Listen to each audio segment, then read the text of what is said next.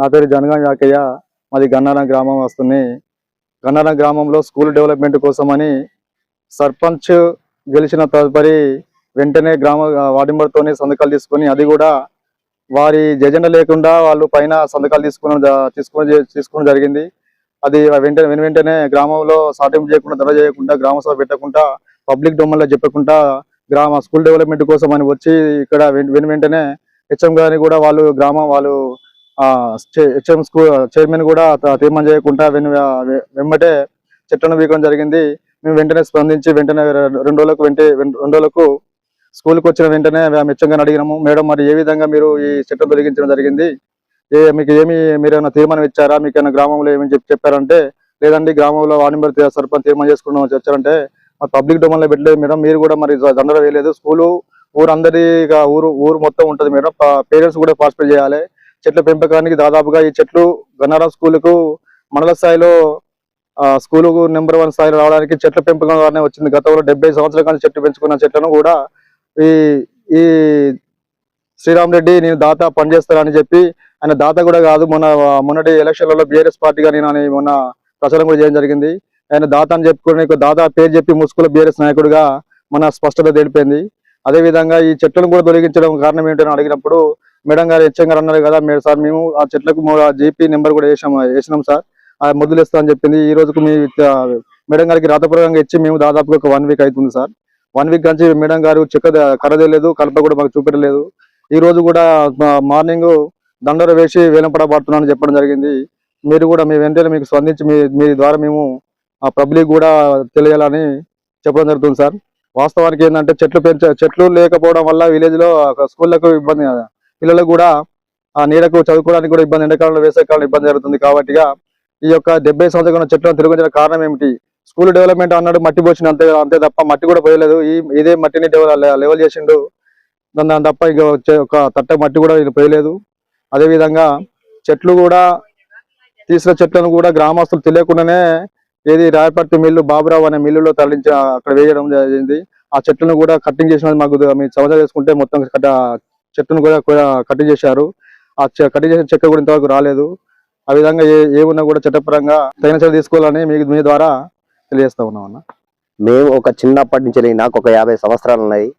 50 సంవత్సరాల కాంచెల్లి చెట్లు నాటడం ఒక ధర్మారెడ్డి సార్ అని ఉండే ప్రిన్సిపాల్, ఆయన మంచి యాప చెట్లు తీసుకొచ్చి వాటిని ఊరుకు ఒక విధానంగా, ఒక లైన్ విధానంగా పెట్టించి వాటిని గత సంవత్సరాల కాంచెల్లి జరుపుకుంటా ఒక చెట్టును ఏం పడేయకుండా మంచి భద్రపరిచి ఇన్ని రోజులు, అదే విధంగా ఒక బడి గుడి అంటే ఒక విధానంగా మంచి చల్లటి ప్రదేశంగా ఉండేది.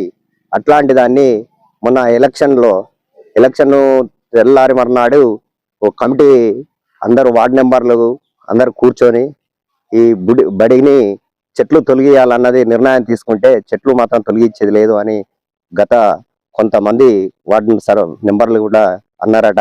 కాకపోతే అది పబ్లిక్ మీటింగ్ పెట్టనుండే, పబ్లిక్ లో అందరూ దాన్ని పార్టిసిపేట్ చేసేది ఉంటే సరే అని అందరు అన్నూరు కావచ్చు, కానీ అది ఒక దుర్వినియోగంగా తీసుకొచ్చి వాళ్ళు ఒక శ్రీరామ్ రెడ్డి అనేటైనే ఇన్ని రోజులు ఒక మన దాత విధానంగా ఊళ్ళే ఆయన చేసినా కానీ నేను స్కూల్ కట్టిస్తా, డెవలప్మెంట్ చేస్తాను ఫస్ట్ దీన్ని నిర్ణయం తీసుకొని వచ్చి ఆయన సుత మొన్న దాత పోయి బీఆర్ఎస్ అని చెప్పడం జరిగింది.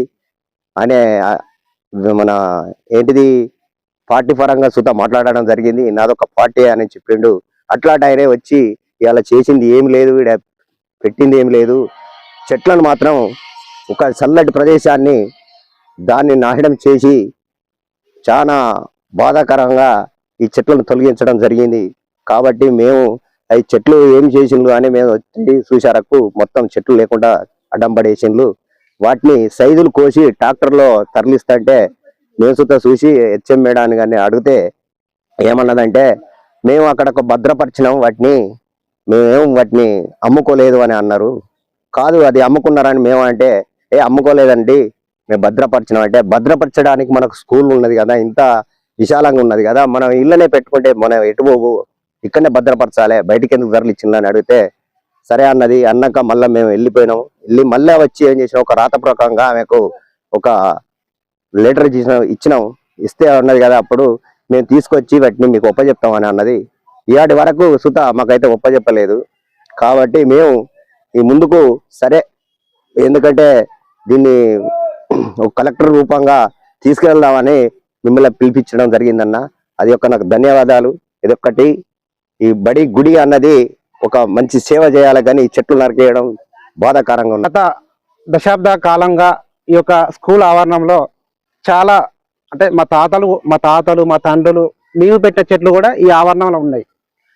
అయితే ఏమైందంటే ఈ యొక్క చెట్లు అందరూ ఊరంతా లేని సమయం చూసి ఒక దాత రూపంలో వచ్చిన ఒక వ్యక్తి మొత్తం ఈ యొక్క వృక్ష సంపదను మొత్తం నీలమట్టం చేయడం జరిగింది.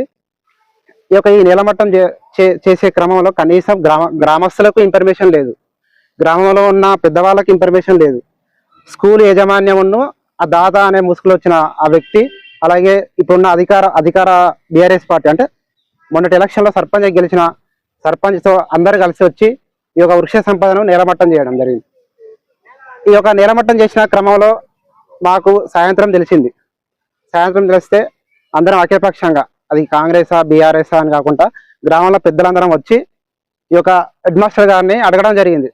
మేడం, ఈ చెట్లు అనేవి ఎందుకు తొలగించారు, ఏమైనా పర్మిషన్ ఉందా, అది ఉందా ఇది ఉందా అని అడిగితే ఆమె మాకు ఏం చెప్పిందంటే, పర్మిషన్ మేము తీసుకున్నాం అని ఫస్ట్ మాట చెప్పారు. తర్వాత మేము గట్టిగా అడిగే వరకు ఏమైందంటే వాళ్ళు సడన్గా వచ్చిర్రు. దాత రూపంలో వచ్చే వరకు మేము ఏం చేసినామంటే, వచ్చిన వాళ్ళని మేము పోగొడతామా, స్కూల్కి వచ్చిన వాళ్ళను మేము బయటికి వెళ్ళగొట్టొద్దని, సరే తీసేయండి అని చెట్లన్నీ తీసేపించినామని ప్రధాన ఉపాధ్యాయులు గారు చెప్పడం జరిగింది. అలాగే తర్వాత మళ్ళీ ఇంకొక క్వశ్చన్ వేశారు. మేడం, మరి కలప కొట్టారు కదా, మరి ఆ మొద్దులు వేయని అడిగితే ఆ మొద్దులు తీసుకుపోయిన విషయం మాకు తెలియదు అని మళ్ళీ మాట మార్చారు.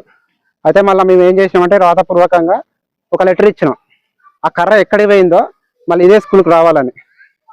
అలాగే ఇంకొకటి ఏంటంటే, ఇప్పుడు సామాన్యుడు చెట్టు కొడితే ప్రభుత్వం జరిమానా ఇస్తుంది.